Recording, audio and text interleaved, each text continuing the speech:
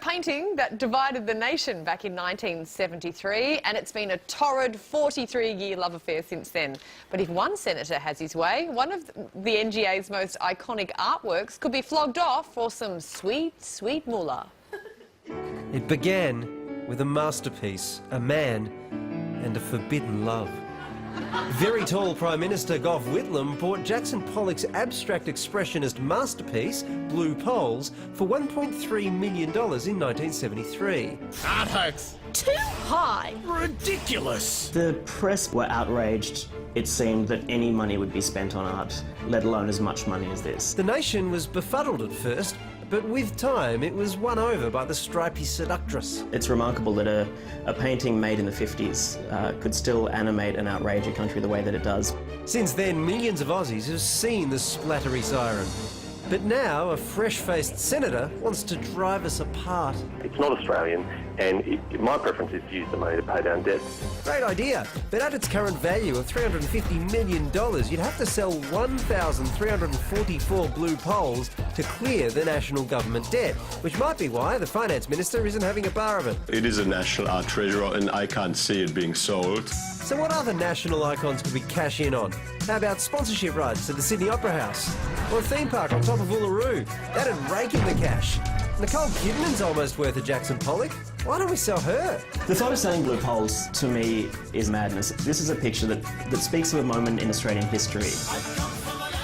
James Paterson is a man with a plan. Senator, I understand you want to drive a dagger through the heart of Australian culture?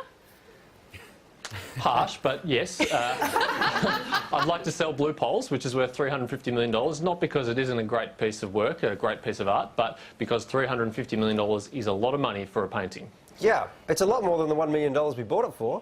Yes, it is. It's been a pretty good investment, no doubt about that. Yeah, would you actually, just going back to 1973, you would have opposed buying it in the first place, wouldn't you? Probably in theory. I can't say I wasn't there, but probably in theory I would. So that puts in perspective whether or not we would come to you for investment advice on this, let's say.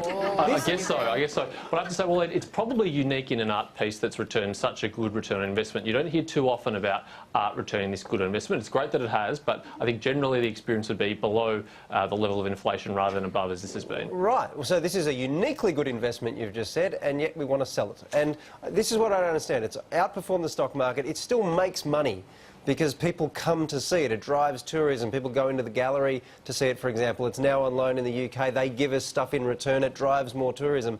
Why would we want to sell something like that?